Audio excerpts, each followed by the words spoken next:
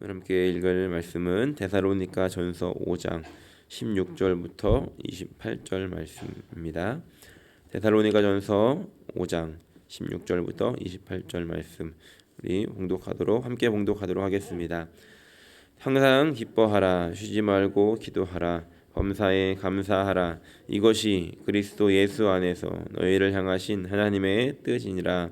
성령을 소멸하지 말며 예언을 멸시하지 말고 범사에 헤아려 좋은 것을 취하고 악은 어떤 모양이라도 버리라.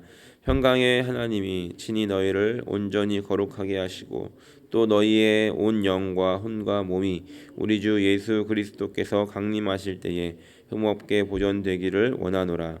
너희를 부르시는 이는 미쁘시니 그가 또한 이루시리라. 형제들아, 우리를 위하여 기도하라. 거룩하게 입맞춤으로 모든 형제에게 문안하라. 내가 주를 힘입어 너희를 명하노니 모든 형제에게 이 편지를 읽어주라.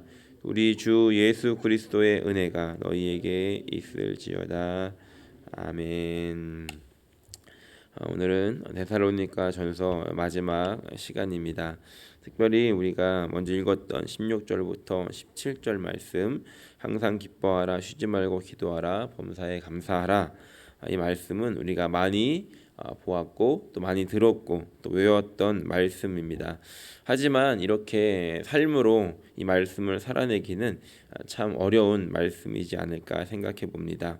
오늘 이 말씀을 통해서 어떻게 하면 하나님께서 우리에게 말씀하신 이것들을 우리가 살아갈 수 있을지 또 삶에 적용할 수 있을지 함께 생각하며 또 답을 얻는 시간이 되기를 소원합니다. 이 말씀이 왜 부담스러운가? 항상 기뻐하고 쉬지 말고 기도하고 범사에 감사하라. 그런데 18절 말씀의 후반에 보니까 이것이 그리스도 예수 안에서 너희를 향하신 하나님의 뜻이니라라고 말씀하고 있기 때문에 우리는 참 부담감을 느끼는 것 같습니다. 왜냐하면 이렇게 살아가는 것이 쉽지 않다는 것을 우리가 알고 있기 때문이죠.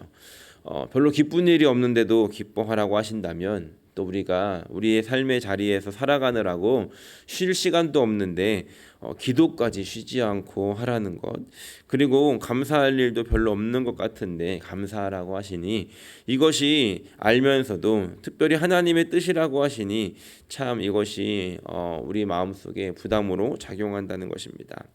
바울도 오늘 이 데살로니가 성도들에게 이 편지를 쓰고 있지만 이 삶이 이렇게 살아가는 것이 쉽지 않을 것이라는 것을 분명히 생각할 수 있었을 것입니다. 오늘 이 세 가지를 함께 어떻게 적용할 수 있을지를 생각을 해보려고 합니다. 첫 번째로 항상 기뻐하라고 이야기하는데 지금 이 편지를 받게 되는 이 데살로니가 성도들은 그 주위에 있는 사람들에게 핍박을 받고 있었다라고 몇 번 말씀을 드렸습니다. 그리고 이들은 외부의 핍박뿐만 아니라 또 내부적으로도 갈등 속에서 살아가고 있었다는 것이죠. 그런 성도들에게 바울은 기뻐하라 라고, 그것도 항상 기뻐하라 라고 권면하고 있다는 겁니다. 제 신방을 다니면서 좋은 일로도 가지만 또 어려운 일들로 가는 경우들이 많이 있습니다. 특히 병원 신방을 가게 될 때 또 아프신 분들을 찾아갈 때 마음이 무겁습니다. 그런데 그분들에게 기뻐하십시오 라고 어떻게 이야기할 수 있겠습니까? 바울이 그 어려움 가운데 있는 데살로니가 성도들에게 그럼에도 불구하고 기뻐하라라고 말할 수 있었던 이유는 무엇이었을까? 그것은 아마도 바울이 먼저 그러한 삶을 살아봤기 때문이었을 것이고 결과적으로 그것이 은혜가 되더라는 것입니다. 바울은 로마서 5장 3절에 이렇게 기록합니다. 다만 이뿐 아니라 우리가 환난 중에도 즐거워하나니 이는 환난이 인내를 만들어내는 줄 알기 때문이라라고 이야기하면서 바울이 환난 중에도 기뻐할 수 있었던 것은 이 환난이 결국은 우리에게 인내를 만들어내더라는 것입니다. 또 고린도후서 12장 10절에 보면 바울이 이렇게 고백합니다. 그러므로 내가 그리스도를 위하여 약한 것과 능욕과 궁핍과 핍박과 곤란을 기뻐하노니 이는 내가 약할 때 곧 강함이라 라고 이야기합니다. 능욕을 당하고 궁핍에 처하고 핍박 속에서 이 곤란 속에서도 나는 기뻐했다. 왜냐하면 그때에 하나님 일하시더라라는 것들을 바울은 경험을 통해서 알았기 때문입니다. 바울이 삶의 어려운 순간들, 그 고비고비를 통과하면서 깨닫게 된 것은 그 시간이 하나님이 일하셨던 시간이었다는 것이었죠. 그래서 바울은 그 시간들을 지나면서 결과적으로는 하나님의 일하심을 경험했고 또 자신의 믿음이 성장하는 시간이 되었다는 것을 깨달았기 때문에 이러한 학습 효과가 있었다는 것입니다. 그래서 바울은 오히려 이런 어려운 일들을 만나게 될 때 이제 하나님이 도대체 무슨 일을 하시려는가, 하나님이 나에게 어떤 은혜를 주시려는가, 하나님께서 나에게 어떠한 간증거리를 주시려는가라고 하며 오히려 기뻐할 수 있었다는 것입니다. 바라기는 오늘 우리의 삶 속에 어려운 일들을 만나게 됐을 때 그럼에도 불구하고 하나님이 하실 일들을 기대하며 함께 기뻐할 수 있는 저 여러분들이 되기를 간절히 소원합니다. 그렇다면 우리가 기뻐하는 것은 알겠는데 어떻게 항상 기뻐할 수 있을까? 그것은 먼저 기뻐하기로 결정을 해야 한다는 겁니다. 참 무책임한 말 같지만 그 결정은 아주 중요한데 동일한 상황 속에서 우리의 마음가짐을 어떻게 갖는지가 우리가 기뻐할 수 있는지 기뻐하지 않을 수 있는지를 결정하게 되더라는 겁니다. 바울은 이 환난의 시간 이후에 다가올 은혜를 확신했기 때문에 그 어려움의 자리에서 나는 기뻐할 것이다 라고 결정했다는 것입니다. 그런데 참 안타까운 것은 사람의 마음이 때로는 내가 마음으로 결정한다고 그 마음이 바뀌는 일들도 있지만 또 그렇지 않을 때도 있다는 것이죠. 그래서 더 확실한 방법을 바울은 오늘 말씀을 통해서 제시하고 있습니다.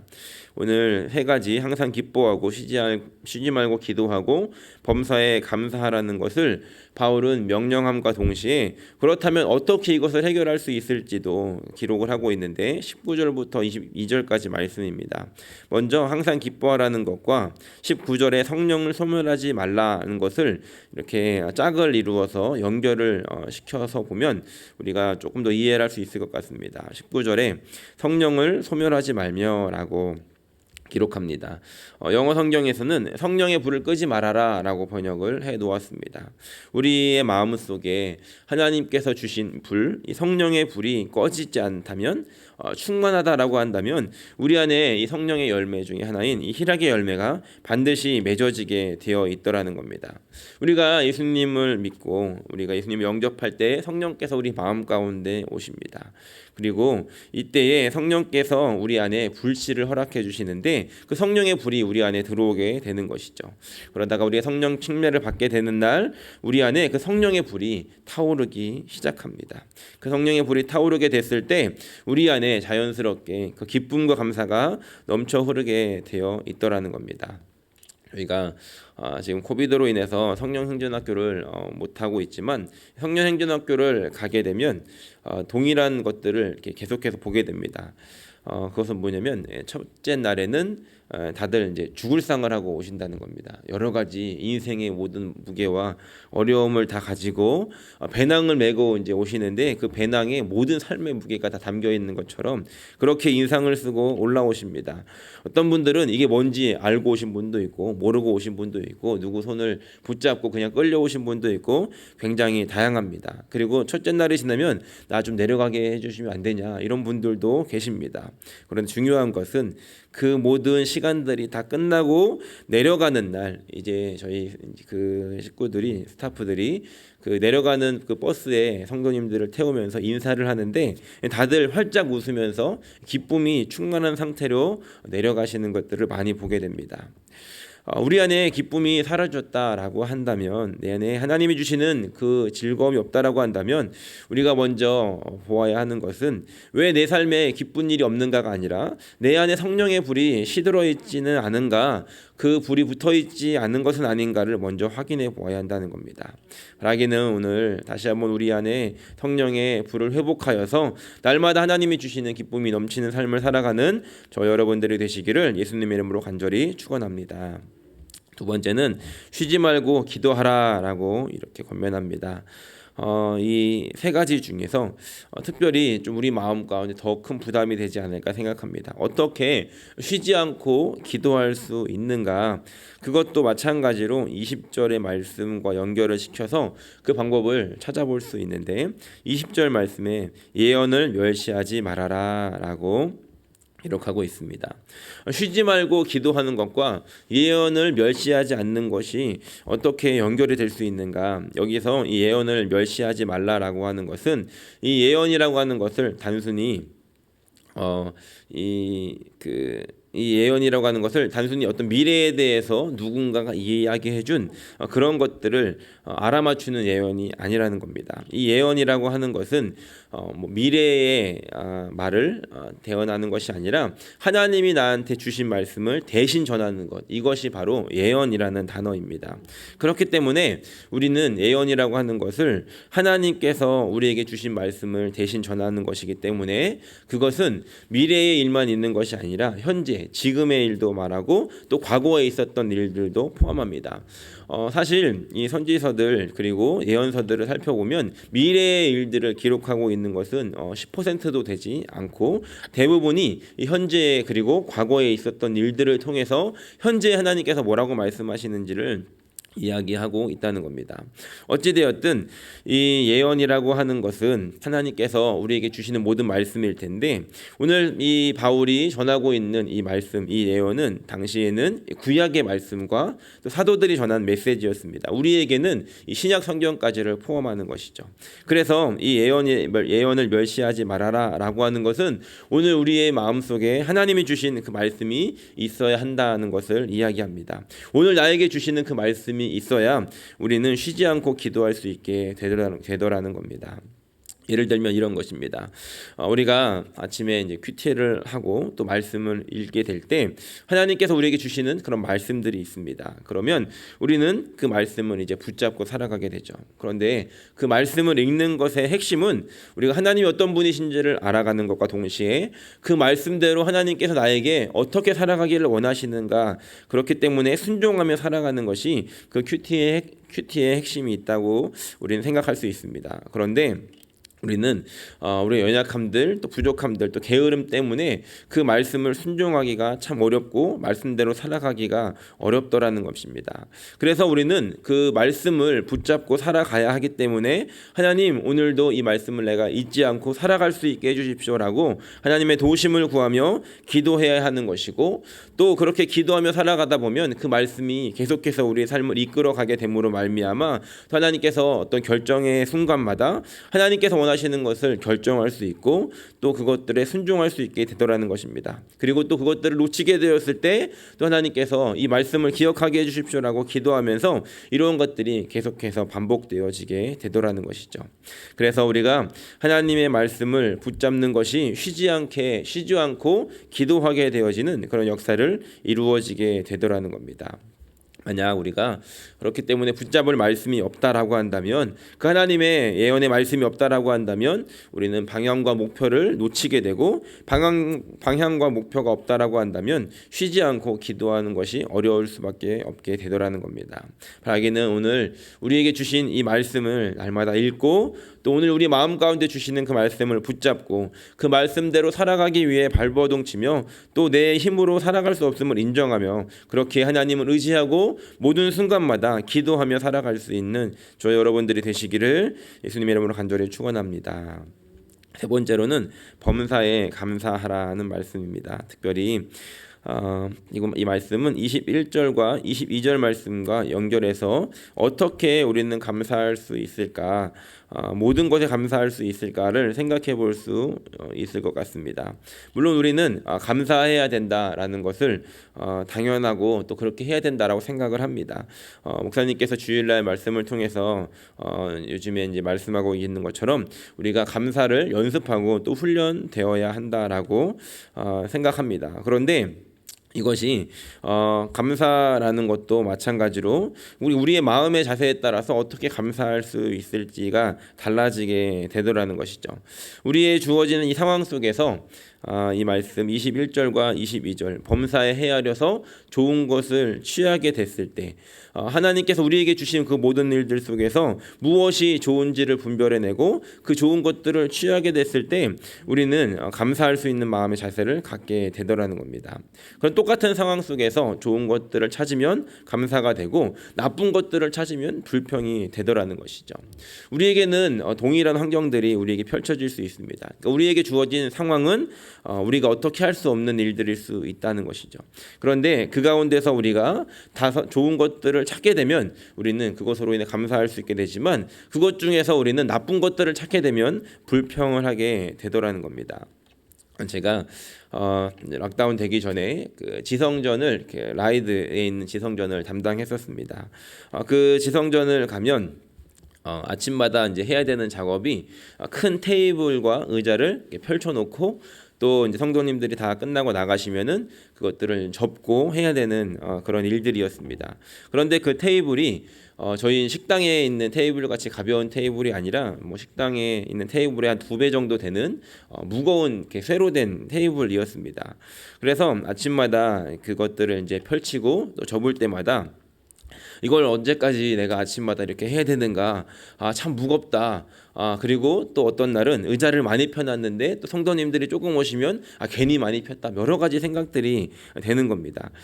그런데 그런 마음들을 고치게 된 계기가 있었는데 그러니까 테이블을 굳이 깔아야 되나 이런 생각들을 하다가 우리 순복음교 성도님들을 보니까 찬송할 때 항상 박수를 치셔야 됩니다. 그런데 아시겠지만 그 박수를 칠 때 이 찬송가를 들면 박수를 못 치고 또 그 찬송가를 이렇게 무릎에 놓고 박수를 치면 찬송가가 자꾸 넘어가고 이러면서 우리 순복음교회 성도님들은 박수를 치기 위해서라도 앞에 뭐가 있어야 되겠구나 라는 이제 생각을 해보게 되면서 이거는 꼭 필요하겠다. 그리고 아침마다 그것들을 접고 또 펼치고 하는 시간들을 가만히 생각해 보니까 나에게 운동할 수 있는 시간이 되더라는 것들을 마음을 갖게 되면서 그런 마음들이 좋은 마음으로 섬기게 되는 감사하는 마음으로 바뀌게 되더라는 겁니다. 주어진 상황은 동일했습니다. 하지만 우리가 그것 중에서 어떠한 좋은 것을 취할지에 따라서 우리는 감사하는 마음을 가질 수 있게 되더라는 겁니다. 그래서 우리는 때로는 억지로라도 감사할 것을 찾는 연습과 훈련이 필요하다는 것입니다. 제가 알고 있는 형님이 한 분 계십니다. 제가 유일하게 그러니까 형님이라고 부르면 저에게 어이 진철 목사라고 부르는 그런 몇 안 되는 분이십니다. 그분을 만난 게 벌써 한 20년 전쯤 된 것 같습니다. 선교 단체를 한국에서 섬길 때 만났던 분이셨는데 그 형제님은 뇌성마비 장애를 가지고 계셨습니다. 몸이 좀 불편하셨는데 참 열심히 사셨습니다. 누가 봐도 참 열심히 사셨는데 안타까운 것은 그 열심히 사심에도 불구하고 하는 일마다 잘 안 되는 겁니다. 대학을 졸업 학기를 한 학기 앞두고 한 학기만 되면 졸업을 하게 되는데 뭐가 잘못되어서 졸업을 못하게 되고 또 어렵게 들어간 회사에서는 그 회사가 어려움을 당해서 퇴직을 당하게 되고 또 어렵게 교제하게 된 자매에게 거절을 당하게 되고 또 홀 어머니를 모시느라고 또 경제적으로 또 어렵고 그러니까 이런 형님을 보면서 형님 참 힘들게 사신다라는 생각들을 좀 많이 해보게 되었습니다. 그런데 이분은 누가 봐도 감사할 것이 전혀 없어 보이시는 이분이 어느 날부터 감사 일기를 쓰기 시작했습니다. 그러니까 매일매일 감사한 것을 억지로라도 찾아내서 하루에 3개, 5개씩 이것을 써서 요즘 뭐 이렇게 페이스북이라고 하죠. 그런 데다가 항상 이렇게 써 내려가셨습니다. 그렇게 몇 년을 하게 되다 보니까 이분의 삶에 늘 감사가 넘치게 되더라는 겁니다. 표정이 어두우셨는데 늘 밝은 표정으로 살아가게 되시고 스스로가 나는 감사 마스터다라고 하면서 이렇게 살아가게 되는 것을 보았습니다. 많은 분들이 그 형님의 삶을 보면서 도전을 받고 또 인터뷰도 하고 이러면서 인기도 생겼습니다. 지금은 또 꼭 배달 사업도 하시고 또 책도 내셨습니다. 가끔 이 형님의 그 페이스북에 돌아가 보면 도전을 받습니다. 누가 봐도 감사할 것이 없어 보이는 이 환경에도 불구하고 감사하고 그런 감사의 훈련을 했더니 정말로 감사가 넘치는 삶을 살게 되더라는 겁니다. 이 형님께서 다른 사람들을 향해서 감사하세요라고 한마디를 하면 그 말에 실린 무게가 엄청나게 되는 것을 보게 되었습니다. 우리의 삶 속에서 주어진 환경 속에서 헤아려서 좋은 것들을 취하고 또 악한 것들이 있다라고 한다면 이러한 모양들은 이 모양이라도 버리는 훈련을 통해서 우리의 삶의 날마다 늘 감사가 넘치는 삶을 살아가게 되는 저 여러분들의 삶이 되시기를 예수님 이름으로 간절히 축원합니다. 말씀을 정리합니다. 늘 좋은 일만 있다라고 한다면 기뻐하지 않을 사람이 누가 있겠고 감사하지 않을 사람이 누가 있겠습니까? 하지만 우리의 삶은 그렇지 않을 때가 많이 있더라는 겁니다. 하나님의 뜻인 것도 알고 또 우리가 그렇게 살기를 원하지만 잘 되지 않는 이런 모습들. 하지만 우리는 그렇게 살 수 있을 때 그렇게 사는 것이 아니라 그렇게 살아가기를 결정하고 또 하나님의 도우심을 구하며 기도할 때 우리의 삶은 그렇게 감사와 기쁨과 또 기도가 멈추지 않는 삶을 살아가게 되더라는 것입니다. 이것이 비록 쉽지 않은 일이지만 23절 말씀을 보니까 하나님께서 원하셨던 것, 예수님께서 우리에게 원하셨던 것은 그러한 삶을 살아감으로 말미암아 주님께서 강림하실 때에 우리의 영과 혼과 몸이 흠없게 보존되기를 원하신다는 것입니다. 그러니까 우리가 그렇게 살아가게 될 때 우리는 예수님을 만나는 날 그렇게 흠없게 보존되는 삶을 살게 되더라는 것입니다. 그리고 24절 말씀에 보니까 우리가 그것이 가능한가라는 질문을 던졌을 때 우리를 부르시는 이는 미쁘시니 그가 또한 이루시리라 라고 우리에게 말씀하고 있습니다. 미쁘시다는 건 신실하시다는 겁니다. 우리를 그렇게 부르셨다는 것은 그 신실하신 하나님께서 그렇게 이루실 것이다 라고 우리에게 약속하고 계시다는 겁니다. 우리에게 명령만 하시고 우리를 내버려 두시는 분이 아니라 그렇게 명령하시고 방법을 가르쳐 주시고 또 우리가 그렇게 되기까지 우리를 도우시면서 마침내 주님께서 우리를 그렇게 이루시게 되는 것이 하나님의 꿈이고 하나님께서 원하시는 것이고 또 하나님께서 이루시겠다고 약속하신 것임을 우리가 기억하면서 오늘 이 데살로니가 성도들을 향해서 바랬던 이 바울의 마음 그리고 그들에게 원했던 하나님의 마음이 오늘 저 여러분들에게 부어짐으로 말미암아 우리가 가장 아름다운 순간 정말로 기뻐함과 또 기도함과 감사가 넘치는 그 순간에 우리 다시 오실 예수님을 만나게 될 수 있는 저 여러분들이 되시기를 예수님의 이름으로 간절히 축원합니다.